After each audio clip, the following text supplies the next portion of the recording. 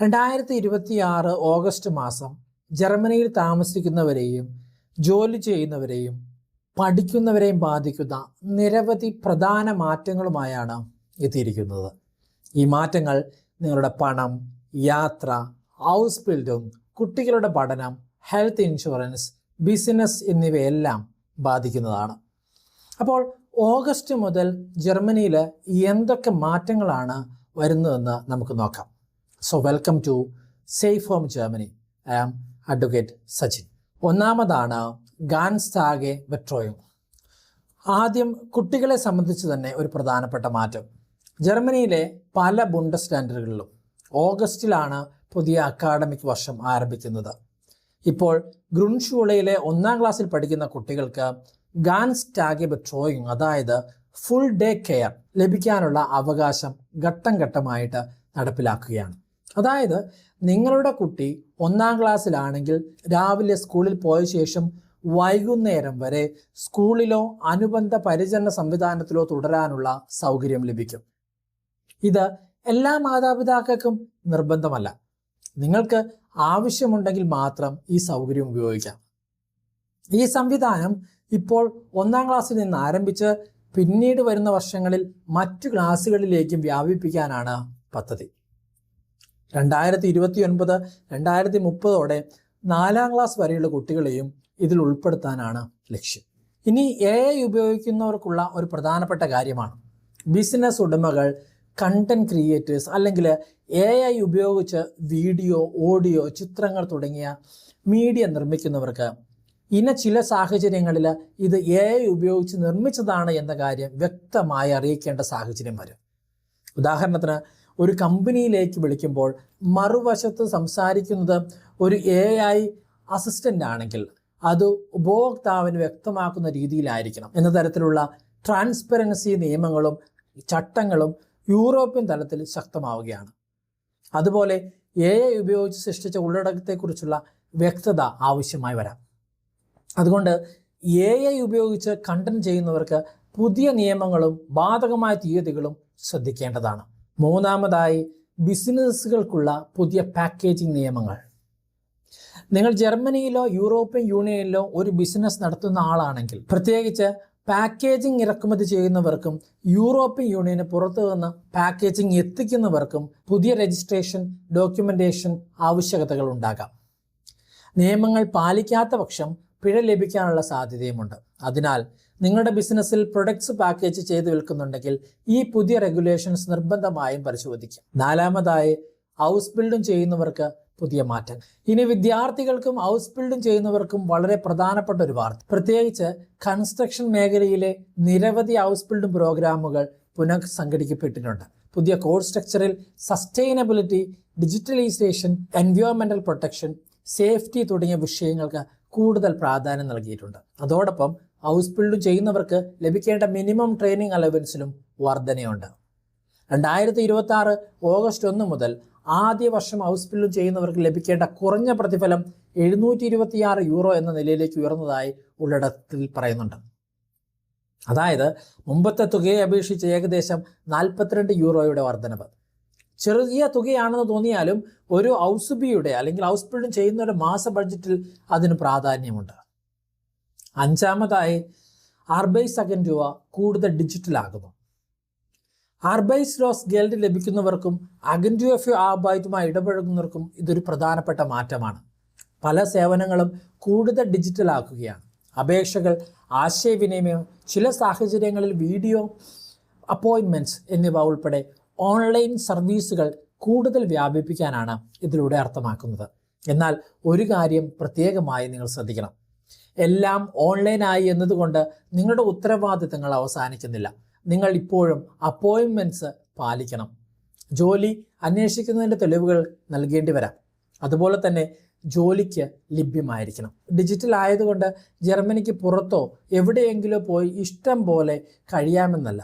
ആറാമതായി ഡോയ്ച്ചെ ban ഉപയോഗിക്കുന്നവർ ശ്രദ്ധിക്കുക. ഡോയ്ച്ചെ ban ഉപയോഗിക്കുന്നവർക്ക് ചില മാറ്റങ്ങളുണ്ട്. ആദ്യം ബാൻ ബോണസ് സംവിധാനം. മുമ്പ് ടിക്കറ്റ് വാങ്ങുമ്പോൾ പോയിന്റ്സ് ലഭിക്കുന്ന രീതി വളരെ ലളിതമായിരുന്നു എന്ന് പലർക്കും തോന്നിയേക്കാം. എന്നാൽ പുതിയ സംവിധാനത്തിൽ പോയിന്റ്സ് ലഭിക്കുന്നത് യാത്രകളുടെ ദൂരം, ടിക്കറ്റ് എപ്പോൾ ബുക്ക് ചെയ്തു തുടങ്ങിയ ഘടകങ്ങളെ ആശ്രയിച്ച് മാറാം. അതുകൊണ്ട് ബാൻ ബോണസ് ഉപയോഗിക്കുന്നവർക്ക് പുതിയ പോയിന്റ് സിസ്റ്റം പരിശോധിക്കുന്നത് നല്ലതാണ്. മറ്റൊരു പ്രധാനപ്പെട്ട മാറ്റം ആൽക്കഹോൾ കൺസംഷനെ സംബന്ധിച്ചാണ്. ചില വലിയ ജർമ്മൻ റെയിൽവേ സ്റ്റേഷനിൽ ഇതിനകം തന്നെ മദ്യപാന നിയന്ത്രണങ്ങൾ നിലവിലുണ്ട്. സുരക്ഷ മെച്ചപ്പെടുത്തുന്നതിനായി ഇത്തരം നിയന്ത്രണങ്ങൾ കൂടുതൽ വ്യാപിപ്പിക്കാനുള്ള ശ്രമങ്ങൾ നടക്കുന്നുണ്ട്. എന്നാൽ റെയിൽവേ സ്റ്റേഷനിലുള്ള റെസ്റ്റോറൻറ്റ് പോലുള്ള പ്രത്യേക സ്ഥലങ്ങളിൽ നിയമപരമായി അനുവദിച്ചിരിക്കുന്ന സാഹചര്യങ്ങൾ വ്യത്യസ്തമായിരിക്കും. അതിനാൽ യാത്ര ചെയ്യുന്നതിന് മുമ്പ് നിങ്ങളുടെ സ്റ്റേഷനിലുള്ള നിലവിലുള്ള നിയമങ്ങൾ കൃത്യമായിട്ട് നിങ്ങൾ പാലിക്കണം. ഏഴാമതായി, ഹെൽത്ത് ഇൻഷുറൻസ് കോൺട്രിബ്യൂഷൻസ് വർദ്ധിക്കുമോ? നിങ്ങളുടെ ക്രങ്കൻ കസ ചിലപ്പോൾ അധികം കോൺട്രിബ്യൂഷൻ, അതായത് സുസാറ്റ്സ് ബൈ ട്രാക്ക് വർദ്ധിപ്പിക്കാം. അത്തരത്തിൽ നിങ്ങളുടെ ഹെൽത്ത് ഇൻഷുറൻസ് പ്രൊവൈഡർ കോൺട്രിബ്യൂഷൻ വർദ്ധിപ്പിക്കുകയാണെങ്കിൽ ചില സാഹചര്യങ്ങളിൽ നിങ്ങൾക്ക് സോണ്ടർ കുണ്ടികുംസ്റെക്റ്റ്, അതായത് പ്രത്യേക ടെർമിനേഷൻ റൈറ്റ് ലഭിക്കാം. അതിനാൽ നിങ്ങളുടെ ക്രങ്കൻ കസ കോൺട്രിബ്യൂഷൻ വർദ്ധിപ്പിച്ചിട്ടുണ്ടെങ്കിൽ നിങ്ങൾ ഇപ്പോൾ എത്രയാണ് അടയ്ക്കുന്നത്, മറ്റ് ക്രങ്കൻ കസയിൽ എത്രയാണ് കോൺട്രിബ്യൂഷൻ മാറുന്നത്, സാമ്പത്തികമായിട്ട് നിങ്ങൾക്ക് ഗുണമാണോ എന്ന് പരിശോധിക്കുക. ഇൻഷുറൻസ് തിരഞ്ഞെടുക്കുമ്പോൾ എല്ലായ്പ്പോഴും താരതമ്യം ചെയ്യണം. എട്ടാമതായി, സോളാർ സിസ്റ്റം സ്ഥാപിക്കാൻ ആലോചിക്കുന്നവർക്ക്. നിങ്ങളുടെ വീട്ടിൽ പുതിയതായി സോളാർ സിസ്റ്റം സ്ഥാപിക്കാനായിട്ട് പദ്ധതിയുണ്ടെങ്കിൽ ഫീഡ് ഇൻ ടാരിഫ് സംബന്ധിച്ച മാറ്റങ്ങൾ ശ്രദ്ധിക്കണം. ഇതിനകം സോളാർ സിസ്റ്റം സ്ഥാപിച്ചവരെ ചില മാറ്റങ്ങൾ ബാധിക്കണമെന്നില്ല.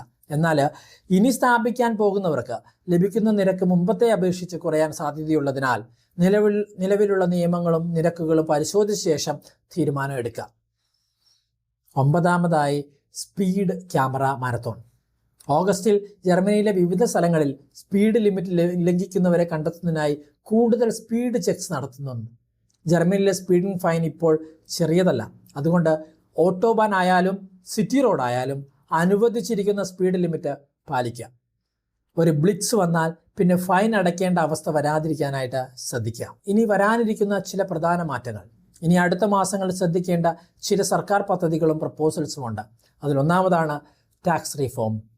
ലോ ഇൻകം, മിഡിൽ ഇൻകം കുടുംബങ്ങൾക്കും ഏണേഴ്സിനും നികുതി ഭാരം കുറയ്ക്കാനുള്ള ചില റീഫോം പ്രപ്പോസൽസ് പരിഗണനയിലുണ്ട്. അതേസമയം ഹൈ ഇൻകം ഏണേഴ്സിൻ്റെ ടാക്സേഷൻ സംബന്ധിച്ചും മാറ്റങ്ങൾ ചർച്ച ചെയ്യപ്പെടുന്നുണ്ട്. എന്നാൽ ശ്രദ്ധിക്കേണ്ടത് ഒരു കാര്യമാണ്, ഒരു പ്രപ്പോസൽ വന്നുവെന്നത് അത് ഇതിനകം നിയമമായി എന്നർത്ഥമല്ല. ഡ്രാഫ്റ്റ്, പ്രപ്പോസൽ, സർക്കാർ തീരുമാനം, നിയമം ഇവ തമ്മിൽ വ്യത്യാസമുണ്ട്. ഇല്ലീഗൽ വർക്ക്, ടാക്സ് ഫ്രോഡ് എന്നിവയെക്കുറിച്ചുള്ള ശക്തമായ നടപടി നിയമപരമായ ജോലി ചെയ്യുന്നവരും ടാക്സ് അടയ്ക്കുന്നവരും സോഷ്യൽ കോൺട്രിബ്യൂഷൻ നൽകുന്നവരും ഉള്ളപ്പോൾ ചിലർ നിയമവിരുദ്ധമായ ജോലി ചെയ്ത് സിസ്റ്റം ദുരുപയോഗം ചെയ്യുന്നത് തടയാനാണ് സർക്കാർ ഇപ്പോഴും ശ്രമിച്ചുകൊണ്ടിരിക്കുന്നത്. അതുകൊണ്ട് ഷ്വാർട്സ് ആർബൈറ്റ്, ടാക്സ് ഫ്രോഡ് തുടങ്ങിയ വിഷയങ്ങളിൽ പരിശോധനകളും നിയന്ത്രണങ്ങളും കൂടുതൽ ശക്തമാക്കാനായിട്ടുള്ള സാധ്യതയുണ്ട്. ഇൻ്റഗ്രേഷൻ കോഴ്സ് ബഡ്ജറ്റ് സംബന്ധിച്ച ആശങ്ക, ഇൻ്റഗ്രേഷൻ കോഴ്സിനുള്ള ഫണ്ടിംഗ് സംബന്ധിച്ച ചർച്ചകൾ നടക്കുകയാണ്. ബഡ്ജറ്റ് കട്ട്സ് ഉണ്ടായാൽ അസൈലം സീക്കേഴ്സ്, ഫാമിലി റീയൂണിഫിക്കേഷൻ വഴി ജർമ്മനിയിലെത്തുന്നവർ, മറ്റ് ഇമിഗ്രേഷൻ എന്നിവർക്കുള്ള ജർമ്മൻ ലാംഗ്വേജ് ഇൻ്റഗ്രേഷൻ പ്രോഗ്രാം എന്നിവയുടെ ലഭ്യതയെ ബാധിക്കാമെന്നുള്ള ആശങ്ക ഉയരുന്നുണ്ട്. ഇത് ഇപ്പോഴും പോളിസി ഡെവലപ്മെൻറ്റ്, രാഷ്ട്രീയ ചർച്ചകൾ എന്നിവയുടെ ഭാഗമായുള്ള വിഷയമായതിനാൽ അന്തിമ തീരുമാനം എന്താണെന്ന് ശ്രദ്ധിക്കണം.